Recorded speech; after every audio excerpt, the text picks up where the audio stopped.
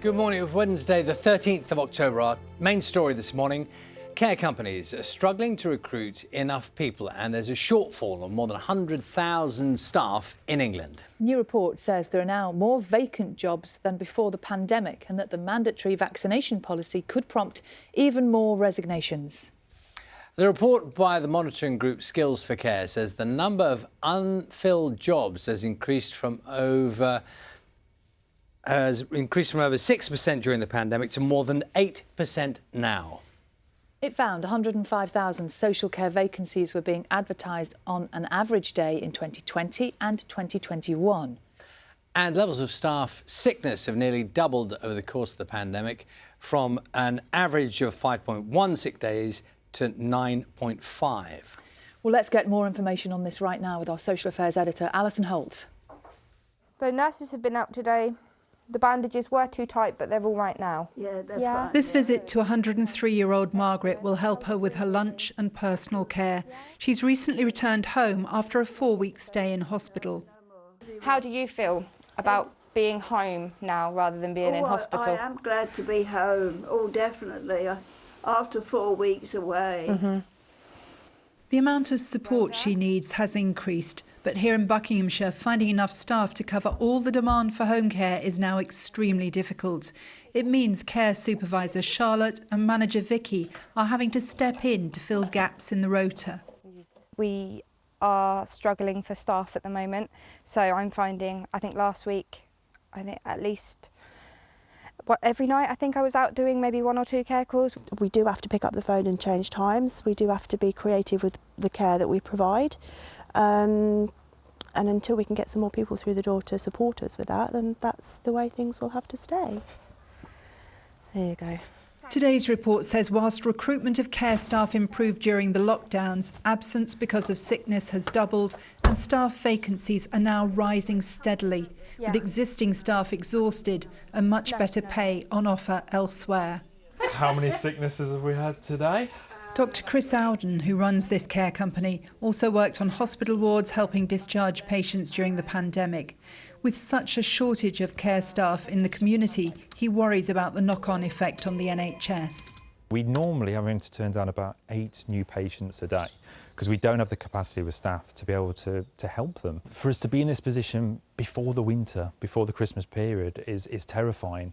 So looking after patients now is hard. And can we imagine when the winter comes, when the colder weather comes, people become more unwell? That's done. The government says it's running regular recruitment campaigns and is putting an extra £500 million into training and developing the skills of care staff. Alison Holt, BBC News. The Brexit Minister, Lord Frost, has proposed major changes to the Northern Ireland Protocol. That is the deal which means goods travelling between Northern Ireland and the Republic aren't subject to border checks. The protocol was agreed by the UK and the European Union during Brexit negotiations, but has since faced criticism. Let's get more on this from our chief political correspondent, Adam Fleming. Morning to you, Adam. So tell us a little more about what Lord Frost may be proposing to change. Morning, Charlie. I think it's worth having a bit of a recap about what this is all about, because we haven't talked about it for a while, having talked about it constantly for about 2 years. Under the Northern Ireland bit of the Brexit deal, known as the Protocol, some EU law relating to goods, plant and animal products and medicines still applies in Northern Ireland even after Brexit has happened. That is so that goods can flow freely from Northern Ireland to Ireland without any checks, but it means that there are checks on some things going from Great Britain into Northern Ireland. Now, the UK is finding that pretty intolerable. It thinks there are too many checks and too much disruption to trade. So yesterday, in a speech in Lisbon, Lord Frost, the Brexit minister, called for the Northern Ireland Protocol to be entirely replaced by something completely new and completely different. What we're going to get today is the EU's response, and they're going to propose some pretty major tweaks to the protocol, but keeping the protocol itself in place. They would just change how it is applied in practice. And the EU feels that's going quite a long way, but it does not seem that it's going anywhere close to what the UK was asking for yesterday. Now, what that means in the short term is I think we're in for another couple of weeks, maybe a month of quite intense negotiations.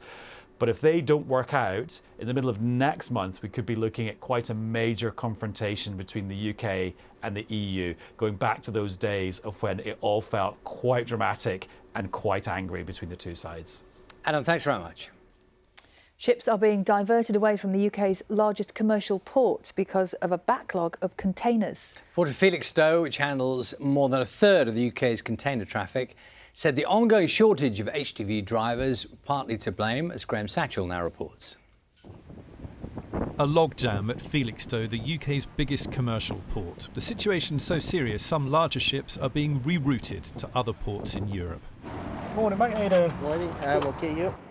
Adam Searle runs a haulage firm with 85 lorries. Instead of taking empty containers back to Felixstowe as normal, he's had to take them to Liverpool, as there's no space. There's a massive backlog of deliveries created by the driver shortage, Brexit and a number of other things that's just all created a perfect storm. In normal circumstances, it takes 2 or 3 days for a container to be collected and driven away once it's been unloaded to the dock. The so-called dwell time is now closer to 10 days. The worry now is what impact all this will have on Christmas. Will there be a shortage of toys and other gifts this year? I think that there will be some disruption this Christmas as a result of the HGV shortage, but retailers are really adept at making sure that, they prioritise the things people want, making sure that people's Christmas favourites are available to buy.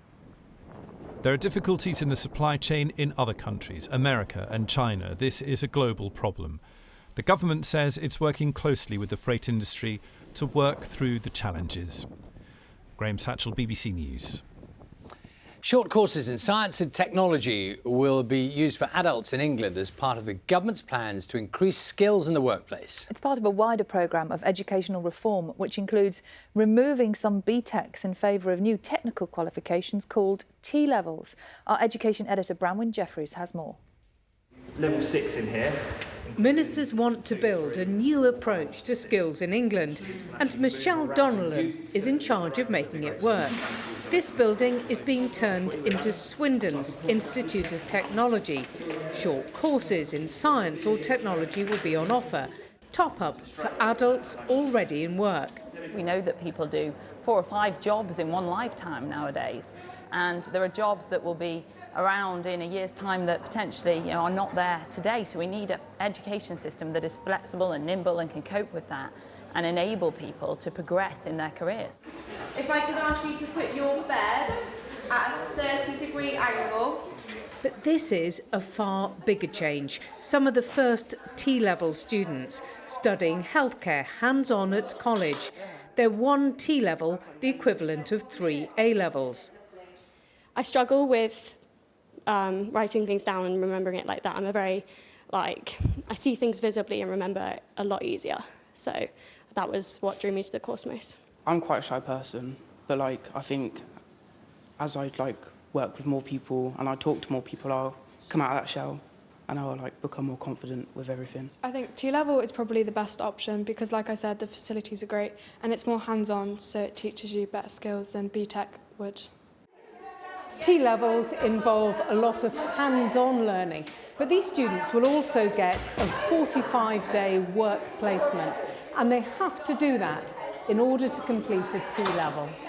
But as more T-levels are added in other subjects, the plan is to withdraw funding from some BTECs.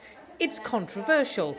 BTECs are a proven route to success, but ministers argue it's needed to avoid duplication.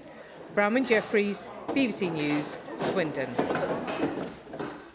Now, Charlie State, what would you say? That got you, didn't it? What would you say is the perfect... I wasn't listening, and now I am. Just like that. Because you used my surname. The perfect romantic gesture. This is what I want to know from you. Chocolates? Flowers, perhaps? No, it'd be a rotating house. That's what it would be. Oh, look, here's one. So this is here's the scene. It's but now that's speeded up, isn't it? It's Bosnia, and a gentleman has built a rotating house for his wife. There he goes. Apparently, she was tired of seeing the same view from her window, and he was so fed up of hearing her complain that he got to work. And this is the result. I'm not sure that's my idea of romance.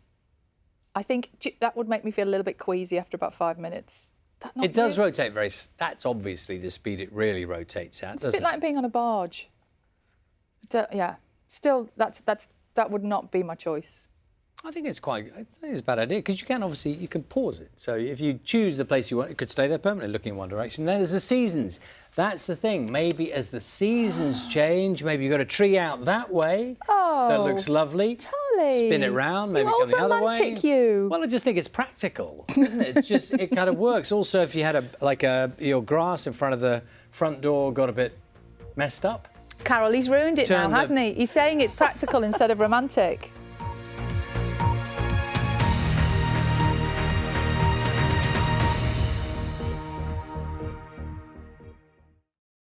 See the headlines as they happen and watch BBC News live in the app and get the full story with bbc.co.uk/news.